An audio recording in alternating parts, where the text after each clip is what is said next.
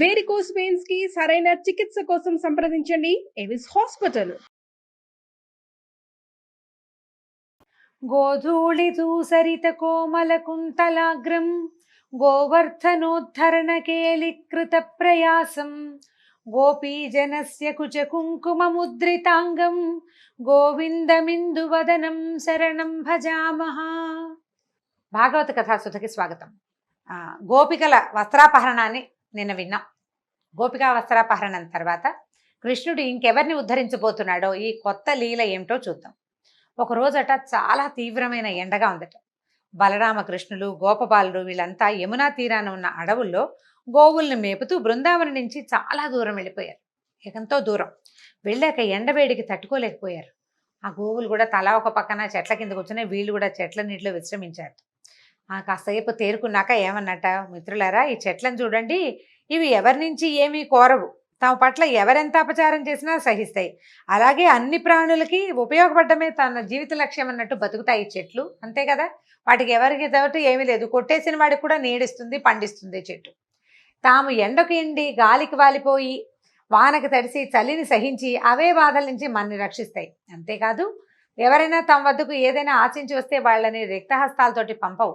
ఎవడైనా వస్తాడు, పచ్చగా ఉన్ననాళ్ళు ఆకులు కాయలు పళ్ళు పువ్వులు ఇస్తాయి, ఎండి మోడైపోయాక కలప కట్టె గట్టెలు బొగ్గులు ఇస్తాయి. చెట్లు ఎంత గొప్పవి, ఇంతకంటే జన్మ సాఫల్యం అంతరం ఇంకొకటి ఉందా? జీవిత సాఫల్యానికి ఇంకేం కావాలి? ఎప్పుడూ ఇతరులకు సహాయపడ్డమే. మానవులు వీటిని చూసి నేర్చుకోవాలి. తమ జీవితకాలంలో ప్రాణాన్ని, బుద్ధిని, ధనాన్ని, వాక్కుని లోకహితం కోసం వినియోగించాలి ప్రతి మానవుడు అని శ్రీకృష్ణుడు భాగవతంలోనే చెప్పాడట. భగవద్గీత దాకా వెళ్ళలా, చిన్నపిల్లాడప్పుడే చెప్తున్నాడు. పుట్టిన ప్రతి ప్రాణి లోకహితం కోసం ప్రవర్తించాలి. మనం మొత్తం లోకహితం కోసం ప్రవర్తించలేకపోతాం, కనీసం కొంతైనా లోకహితం, సొంత లాభం కొంత మానుకొని పొరుగువాడికి తోడ్పడాలని కృష్ణ పరమాత్మే చెప్పాడు. అయితే ఏం చేశారు, ఎండగా ఉందనుకున్నారు కదా, సరే నది దగ్గరికి తీసుకెళ్ళి నీళ్లు తాగిచ్చారు. ఆకళ్ళు వేస్తున్నాయి బాగా, ఎండాకాలం ఆకళ్ళు ఎక్కువ, కృష్ణ ఆకలి తీరే మార్గం ఏదైనా చెప్పమన్నారు. అయితే ఈయన ఏమనుకున్నాడంటే, ఆయన ఆలోచిస్తున్నాడు, తనకు అత్యంత భక్తురాలైన ఒక విప్రపత్నిని ఆయన ఉద్ధరించాల్సి ఉంది. ఆ సమయంలో ఎవరికో ఒకళ్ళకి ఇవ్వాలి, ఒక సహాయం చేయాలి ఆయన. అందుకని ఏం చేశాడు, మిత్రులకి ఆకలి తీర్చేది, తన భక్తురాలకి మోక్షం కలిగించేది అయిన ఒక మంచి ఉపాయాన్ని పెట్టుకున్నాడు. ఏం చెప్పాడంటే, ఆ పక్కన కొంచెం దూరంలో అనేక మంది వేదవేత్తల ఆశ్రమాలు ఉన్నాయి, వాళ్ళంతా యజ్ఞం చేస్తున్నారు, స్వర్గలోకవాసం కోసం యాగాలు చేసుకుంటున్నారు. వాళ్ళు బృహస్పతి శవం అనే యాగం చేస్తున్నారట, యజ్ఞం. అయితే మీరు వాళ్ళ దగ్గరికి వెళ్ళండి, బలరామకృష్ణులు మాకందరికీ అన్నం పెట్టమని అడుగుతున్నారని అడగండి అని చెప్పాడు. చెప్పేసరికల్లా ఈ గోపబాలురంతా ఆ యజ్ఞవాటి దగ్గరికి నడిచిపోయారు. యజ్ఞవాటికలో ఉన్న వాళ్ళకి దండం పెట్టారు, చేతులు జోడించి, అయ్యా బ్రాహ్మణోత్తములారా, బలరాముడు కృష్ణుడు మమ్మల్ని పంపారు, వాళ్ళిద్దరూ మేము చాలా ఆకలితోటి ఉన్నాం, మాకు అన్నం పెట్టమని మిమ్మల్ని అడగమన్నారు అని చెప్పారు. చెప్పేసరికల్లా పైగా మీరు యజ్ఞం చేస్తూ దీక్షలో ఉన్నారు, ఈ దీక్షలో ఉన్న వాళ్ళు తాము వండుకున్న అన్నం తాము తిన్నా ఇతరులకు పెట్టినా తప్పు లేదని చెప్పమన్నారు. మీరు యజ్ఞ దీక్షలో ఉన్న వాళ్ళు అన్నం వాళ్ళు తినచ్చు, ఇంకొకళ్ళకి పెట్టచ్చు, తప్పు లేదని చెప్పమన్నారు. కాబట్టి మీరు సమస్త ధర్మాలు తెలిసిన పెద్దవాళ్ళు బలరామకృష్ణులకి అన్నం పెట్టండి, మాకు కూడా అన్నం పెట్టండి అని అడిగారు. ఈ విప్రులు స్వర్గము మొదలైన అంటే ఏమనాలి, అల్పమైన విషయాలు, చిన్న విషయాల పట్ల మాత్రమే ఆసక్తిగా ఉంది. విస్తారంగా కర్మలు చేయటమే జీవన సాఫల్యం అనుకునే చాలా చిన్న బుద్ధి. వీళ్ళకి భగవంతుడిని తెలుసుకునే ఉపాయం మీద దృష్టి లేదు, స్వర్గారోహణ ఎలా స్వర్గాన్ని పొందాలి అనే దాని మీదే ఉంది. పైగా దానికి తోడు ఏంటంటే మూర్ఖులు, తమంత జ్ఞానులు ఎవరు లేరన్న ఉద్దేశం ఉన్నవాళ్ళు. భగవంతుడిని తెలియని వాడిని మూర్ఖుడనే కదా అనాలి. అక్కడి నుంచి సాక్షాత్తు భగవంతుడే గుమ్మంలోకి వచ్చి అన్నం అడిగినా విన్నట్టు ఉండిపోయారు. అన్నం పెడతామని అనలేదు, పెట్టమని సమాధానం చెప్పల. గోపబాలుడు వెనక్కి తిరిగి వచ్చేసారు. ఇక నిరాశగా వచ్చారు. అప్పటికే ఎండ మార్చేస్తుంది, ఆకలి కడుపుతో నకనకలాడుతూ వెనక్కి వచ్చారు. అయితే బలరామకృష్ణులకి చెప్పారు, ఇలా జరిగింది. వాళ్ళు ఏం మాట్లాడలేదు. కృష్ణుడు నవ్వేట, ఏదైనా ఒక పని చేయాలంటే ప్రయత్నం చేస్తూ ఉండాలి. మనకు అన్నం కావాలి, ప్రయత్నం చేయొద్దు. వాళ్ళని అడిగావు, వాళ్ళు కాదన్నారు, ఇంకోళ్ళని అడుగు, ఇంకో ప్రయత్నం చేయాలి కదా. ఒక ఉపాయం ఫలించకపోతే ఇంకో ఉపాయం ఆలోచించాలి. కాబట్టి మీరు మళ్ళీ వెళ్ళండి, ఈసారి బ్రాహ్మణులను అడగద్దు, వాళ్ళ భార్యలను అడగండి అన్నాడు. ఈ విప్రులు జ్ఞాన సంపన్నులు, వాళ్ళకి ఆలోచన ఏంటంటే చదువు విషయం వరకే వాళ్ళకి ఆలోచన ఉంది. కానీ విప్రుల భార్యలు భక్తి సంపన్నులు, వాళ్ళకి చాలా భక్తి ఆలోచనలు ఉన్నాయి. వాళ్ళకి ఏంటంటే అన్నిటికీ ఎప్పుడు నిరంతరము పరమాత్మ మీదే లగ్నమైన మనసు కలిగిన వాళ్ళు. విప్రపత్నులు విష్ణు కథలు విన్నారు, వాటిని మననం చేసుకున్నారు, వాటినే ధ్యానం చేసి ధన్యులయ్యారు. వారు శరీరాలతో సంసారాల్లో ఉన్నారు, కానీ వాళ్ళ మనసుల్లో మాత్రం విష్ణువే ఉన్నాడు ఖచ్చితంగా. కాబట్టి కృష్ణుడు అన్నం అడుగుతున్నాడు అని చెప్పమన్నారు. ఈ పిల్లలు మళ్ళీ గోపబాలురంతా వెళ్ళారు. భార్యలు కూర్చునేందుకు ప్రత్యేకంగా ఒక పక్కన ఒక శాల ఉందట. ఈ యజ్ఞంలో ఉన్న మగవాళ్ళంతా బ్రాహ్మణులంతా యజ్ఞం చేసుకుంటుంటే వాళ్ళ భార్యలు కూర్చోడానికి ఒక పెద్ద శాల కట్టి ఉంది, కూర్చునున్నారు. వాళ్ళంతా చక్కగా అలంకరించుకుని చక్కగా లక్షణంగా కూర్చునున్నారు. ఉండేసరికల్ గోపబాలుడు నమస్కారం చేసి చెప్పారు వాళ్ళకి, కృష్ణుడు ఆవులు మేపుతూ ఇంటి నుంచి చాలా దూరం వచ్చేసాడు. అతను అతని అనుచరులమైన మేము వాళ్ళ అన్నయ్య అయిన బలరాముడు కూడా ఆకలితోటి ఉన్నాం అని చెప్పి మా అందరికీ అన్నం పెట్టమని అడగమన్నాడు అని అడిగేసరికల్లా ఈ మన విప్రపత్నులు, ఈ బ్రాహ్మణ స్త్రీలు అప్పటికే ఈ కృష్ణుడి సంగతులన్నీ విని ఉన్నారు. కృష్ణుడు సాక్షాత్ శ్రీమన్నారాయణ అనే భావనతో కూడా ఉన్నారు. పరమాత్మే అడగడం తమది పూర్వజన్మ పుణ్యం అనుకుని ఏం చేశారు, వెంటనే గబగబా నడుం కట్టి వంటలు చేసేసారు. చకచక అందరూ కలిసి షడ్రుచులతో అనేక పదార్థాలు ఉండి పెద్ద పెద్ద పాత్రల్లో పెట్టుకున్నారు. భర్తలు, సోదరులు, బంధువులు, పుత్రులు అందరూ స్త్రీలను అన్నం మోసుకెళ్ళొద్దు అని కేకలేశారు. అయితే ఏంటంటే నదులకి ఎన్ని కొండలు అడ్డం వచ్చినా అవి సముద్రం వైపే దారితీస్తాయి. అయినా కూడా వీళ్ళు ఏం చేశారు, అలాగే ఈ విప్రపత్నులు ఎవరు వద్దన్నా సరే ఈ అన్నపాత్రలు అవి మోసుకుంటూ కృష్ణుడు ఉన్న చోటుకి వెళ్ళారు. వాళ్ళల్లో ఒక ఆమె భర్త గట్టిగా అడ్డుకున్నాడు. ఆమెను వెళ్ళని వాళ్ళ చేతులు గుచ్చేసుకున్నాడట. వెళ్ళనిపోయేసరికల్లా ఆమె ఉండిపోయింది అక్కడే. మిగిలిన వాళ్ళంతా వెళ్ళిపోయారు. వెళ్ళంగానే వాళ్ళని చూసేసరికల్లా వాళ్ళకి ఏమనిపించిందంటే తమ జీవాత్మ పరమాత్మలోకి చేరిపోతున్న భావన కలిగిందట. ఆ దివ్యమంగళ స్వరూపాన్ని చూస్తూ ఉండిపోయారు. అప్పుడు ఏం చెప్పాడంటే కృష్ణుడు నవ్వుతూ చెప్పాడట, విశ్వంలో ఉన్న సమస్త జీవులకి ఆత్మని నేనే, ప్రపంచంలో ఉన్న ప్రతి ప్రాణిలోనూ ఉన్నది నేనే, కానీ అందరికీ నా పట్ల సమానంగా భక్తి ఉండదు. ఒక్కొక్కడు నన్ను నమ్మడు కూడా, నమ్మని వాడు ఉంటాడు. కొందరి భక్తి ఏంటంటే ఫలాపేక్షతోటి ఉంటుంది. ఈ పూజ చేస్తేనో, ఈ పారాయణ చేస్తేనో, ఈ నోములు చేస్తే ఈ కోరిక తీరుతుంది, ఇన్ని కొబ్బరికాయలు కొడితే ఈ కోరిక తీరుతుంది, ఈ నామాలు రాస్తే ఈ కోరిక తీరుతుంది. ఇలాంటి ధ్యాసలో ఉండేవాళ్ళు ఏం చేస్తారు, ఆ మనసులో పెట్టుకుంటారు భగవంతుడు ఫలాపేక్షతోటి. ఆ కోరిక తీరే వరకు వాళ్ళ భక్తి దృఢంగా ఉంటుంది. మనం రోజు రామకోటి రాస్తాం అంటే అందరూ ఇలా ఉంటారని నేను చెప్పటం లేదండి, మాట సామెతకి చెప్తున్నాను అంతే. ఈ మన పని అయ్యేదాకా, మా పిల్లలు పైకి వచ్చేదాకానో, లేకపోతే వ్యాపారం పైకి వచ్చేదాకానో, మా ఆరోగ్యము ఏదో అనారోగ్యంలో ఉన్న వ్యక్తి తిరిగి వచ్చేదాకానో ఉపవాసం చేస్తామనో, రామకోటి రాస్తామనో, ఏదో సాయినామని రాస్తామనో, ఇంకోటి రాస్తామనో పెడతారా. అది అయిపోయాక ఏమవుతుంది, ఇది మానేస్తాం మనం కదా, సహజంగా జరిగేదేనండి. ఇది తప్పని అనడం లేదు, తప్పని భగవంతుడు కూడా చెప్పటల్లా. ఫలాపేక్షతో ఉండే భక్తిని గురించి చెప్తూ ఈ మాట చెప్తున్నాడు. వాళ్ళ పని అయిపోయాక ఇంకా భక్తి ఉండదు, ఇంత దృఢంగా ఉండదు, కొద్దిగా ఉంటుంది. ఆయన పట్టుకున్నాం, పని అయ్యింది, ఈసారి మళ్ళీ అవసరం ఉన్నప్పుడు మళ్ళీ పట్టుకుందామని ఒక ఆఫీసర్ భావన ఉంటుందన్నమాట భగవంతుడి మీద. అయితే కొందరికి భక్తి అహైతుకి అంటే ఫలాపేక్ష లేనిది, వాళ్ళకి నిర్మలమైన ప్రేమ నిరంతరం ఉంటుంది. ఎవరు ఎన్ని అవరోధాలు కల్పించినా, ఏం జరిగినా, మనమే నడుస్తూ గోతులో పడినా కూడా భక్తిలో మార్పు ఉండదు. మనం గోతులో పడితే భగవంతుడు ఏం చేస్తాడు అనిపిస్తుంది. సాధారణంగా మనకెట్లా ఉంటుంది, ఏదైనా రాగానే ఇంకా దేవుడు లేడనేస్తాం. మరణం సంభవించగానే దేవుడు లేడు, ఏదైనా ప్రమాదం అయితే దేవుడు లేడు, వ్యాపారం పాడైతే దేవుడు లేడు, ఉద్యోగం పోతే దేవుడు లేడు. అవన్నీ మనకొచ్చిన సమస్యలు. దానికి భగవంతుడు ఉండడానికి దీనికి అసలు సంబంధమే లేదు. ఆ ధ్యాస ఉండదు మనకు అవన్నీ ఇవ్వడానికి దేవుడు ఉన్నాడని మనం నమ్ముతాం. ఈ ఫలాపేక్ష ఉన్నవాళ్ళు అది. కానీ ఫలాపేక్ష లేని, ఏ హేతువు లేని నిర్హేతుకమైన భక్తి ప్రపత్తులు కొంతమందిలో ఉంటాయి. ప్రత్యేకమైన వ్యక్తులు, సాధారణ జీవితాలు గడపరు వాళ్ళు, మనలాగా ఉండకపోయి ఉండొచ్చు బహుశా. అయితే ఈ వీళ్ళకి చెప్తున్నాడు, మీరు అటువంటి నిర్మలమైన భక్తి కలిగి ఉన్నవాళ్ళు.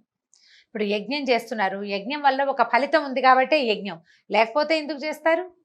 వీళ్ళు కృష్ణుడికి అన్నం తెచ్చారు, ఏం ఫలితం లేదు, వాళ్ళకి ఏం అక్కర్లేదు, ఆకలితో ఉన్నాను అన్నం పెట్టండి అన్నాడు, పట్టుకొచ్చారు. ఆయన డబ్బిస్తాడనో ముక్తిస్తాడనో ఊహ ఏం లేదు వాళ్ళకి. ఈ నిర్మలమైన భక్తి ఉంది, భక్తి కలిగిన వాళ్ళు.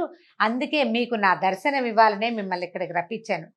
మీరు వచ్చిన పని పూర్తయిపోయింది, నన్ను చూసేశారు కదా, ఇంకా మీరు వెనక్కి వెళ్ళిపోండి, మీ భర్తల యజ్ఞం పూర్తి చేసేందుకు సహకరించండి అనేసరికి ఆ స్త్రీలు ఒప్పుకోలేదట.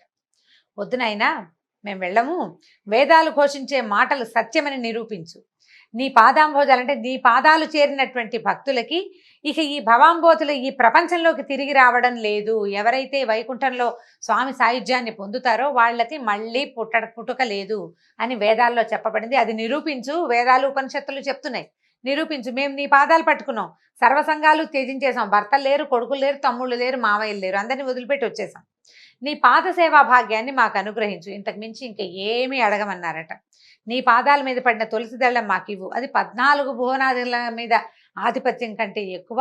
మేము ఇప్పుడు వెళ్ళినా మమ్మల్ని వాళ్ళని తిరస్కరించి ఇక్కడికి వచ్చామని వాళ్ళు మమ్మల్ని కోపంతో భర్తలు కానీ బంధువులు కానీ పుత్రులు కానీ స్వీకరించరు. ఇది సహజంగా జరిగే కదా. నా మాట కాదని వెళ్ళావు, ఏమంటూ వచ్చావు, ఎక్కడి గురించి వచ్చావో అక్కడికే వెళ్ళిపో అంటారు, ఎవరి కోసం వెళ్ళావో అక్కడికే పొమ్మంటారు. లోక సహజంగా జరిగేది. వాళ్ళు ఒప్పుకోరు నాయన అంటే కృష్ణుడు చెప్పాడు గట్టిగా, నేను మీకు అనుజ్ఞిస్తున్నాను, మిమ్మల్ని దేవతలు కూడా తిరస్కరించలేరు, దేవతలు కూడా మిమ్మల్ని కాదనడానికి వీల్లేదు.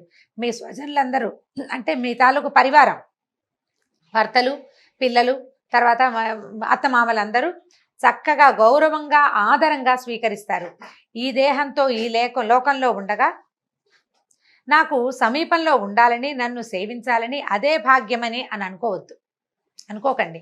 నాకు దూరంగా ఉన్నప్పుడు అంటే నేను దూరంగా ఉన్నప్పుడు మీరు నా గురించే మాట్లాడుకుంటారు, ఇతరులు నా గురించి మాట్లాడితే శ్రద్ధగా వింటారు, నా రూపాన్ని మనసులో నిక్షిప్తం చేసుకుంటారు, నన్ను ధ్యానిస్తారు.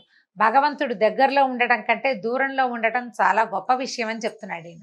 దూరంగా ఉన్నప్పుడే కదా ధ్యాస ఎక్కువ అవుతుంది. నా సాన్నిధ్యంలో ఉన్నప్పుడు అలా కుదరదు. కాబట్టి మీరు నాకు సమీపంలో ఉండాలని కోరుకోవద్దమ్మా. గృహిణులుగా మీకు జీవితంలో చాలా కర్తవ్యాలని, వాటిని శ్రద్ధగా నిర్వహించండి. ఆ ధర్మాన్ని పాటిస్తూనే మనసును నా మీద లగ్నం చేయండి, నాకు సన్నిహితులవుతారు, త్వరలోనే సాయుధ్యం పొందుతారని చెప్పి పంపించాడు. ఈ కృష్ణుడికి నమస్కరించి విప్రపత్నులంతా తమ తమ ఆశ్రమాలకు వెళ్ళిపోయారు. భర్తలు వారిని తమ మాట కాదని వెళ్ళారన్న భావాలే లేవు ఎవరికి. వాళ్ళ లోపలి భావాన్ని ఆ లోపల ఉన్న అంతర్జ్యోతే తుడిపేసింది. అందరూ సగౌరవంగా మామూలుగా ఉన్నారు, ఏమి ఇబ్బంది పెట్టలేదు. భార్యలతో కలిసి యజ్ఞం పూర్తి చేశారు.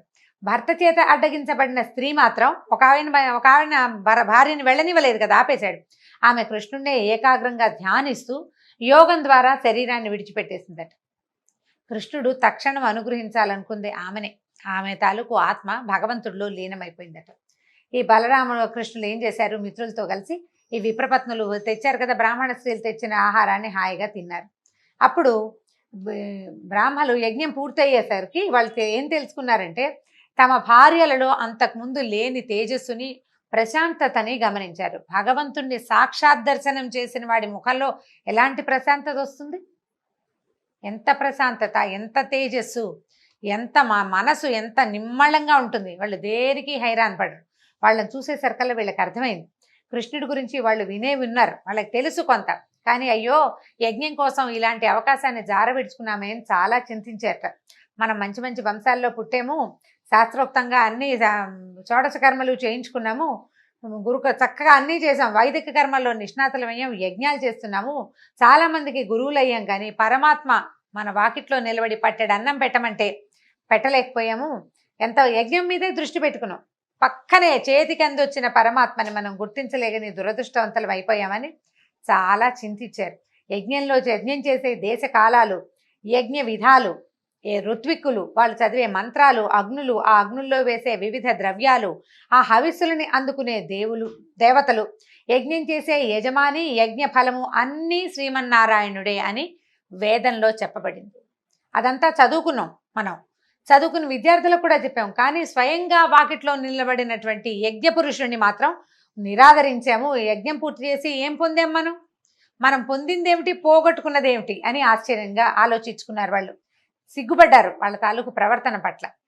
మనం యజ్ఞం చేసేది ఎవరి కోసం అయితే యజ్ఞం చేస్తున్నామో అతడు వచ్చి వాకిట్లో నిలబడ్డాడు, ఆయన్ని వాకిట్లో నుంచే వెనక్కి పంపేశాం. యజ్ఞం వల్ల ఫలితం వస్తుంది, క్రియ వల్ల ఫలితం రాదు కదా, కర్మలతోటి ఫలితాలు రావు. దాంతో వీళ్ళు ఏమనుకున్నారు, చాలా బాధపడిపోయారు. అయ్యో ఏ శాస్త్రాధ్యయనము లేని మన భార్యలకి భగవంతుడి పట్ల నిశ్చలమైన భక్తి ఉంది, వీటన్నిటికంటే యజ్ఞాది కర్మల కంటే భక్తి గొప్పదని వాళ్ళు నిరూపించారు. వెంటనే గుర్తించి సేవించారు, తరించారు. అప్పుడు దండాలు పెట్టుకున్నారనమాట. చేసిన అపరాధాన్ని మన్నించు, మేము ఇంత తప్పు చేశాము, ఎక్కడో ఉన్నాడు, ఈ దగ్గరలోనే ఉండుంటాడు అడవిలో, అన్నాలు తిని భోజనాలు చేసి ఉంటారు కదా, వీళ్ళు పట్టుకెళ్ళిన అన్నం అంతా తిని ఉంటారు వాళ్ళు, ఇక్కడే ఎక్కడో ఉంటాడు, వెళ్దామని వాళ్ళకి కోరిక కలిగింది. కానీ ఒకవేళ వెళ్తే రాజ్యాన్ని పాలించే కంసుడి ఆగ్రహానికి గురవుతామేమోనని భయం వేసింది. దాంతో సర్దుకుని ఊరుకున్నారు, ఇంక ఏమీ చేయలేకపోయారు. మొదటిసారి చూడండి, కర్మల లంపటంలో అంటే ఈ యజ్ఞం మీద ధ్యాసతోటి కృష్ణుణ్ణి గుర్తించలేకపోయారు. రెండో అవకాశం వచ్చినప్పుడు అంటే వెళ్ళి చూసేందుకు తమకు అవకాశం ఉంది, తెలుసుకున్నారు పరమాత్మేనని తెలుసుకున్నారు. కానీ వీళ్ళకి ఏంటంటే దర్శించాలనుకున్న వాళ్ళకి అలవాటైన తర్కము, ఆలోచనలు, అంటే ఇప్పుడు వెళ్తే కంసుడు ఏమంటాడు, రేపొద్దున యజ్ఞాలు చేసుకొని ఇస్తాడు, చేసుకొని అంత దూరం ఆలోచించారు.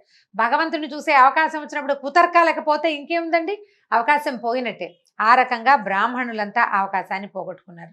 ఈ సమస్త లోకాధిపతిని దర్శిస్తే మధురాధిపతికి కోపం వస్తుందేమోనని ఆలోచించారు. అందుకంటే చెప్తారు, ఆకాశం అంత జ్ఞానం కంటే ఆవగింజంత భక్తి మిన్నా అని చెప్తారు పెద్దవాళ్ళు. అనేక సార్లు చెప్పినా కూడా చెప్పగా ఇప్పుడు మనకి వ్యాసుల వారు చాలాసార్లు ఇది చెప్తూనే వచ్చాడు. భగవద్గీతలో ఎన్నోసార్లు వింటాం. దానికంటే ఇది ముఖ్యమైనది, కర్మల కంటే భక్తి ముఖ్యమైనది అని వ్యాసుల వారు ఎన్నిసార్లు చెప్పారు ఈ మాట.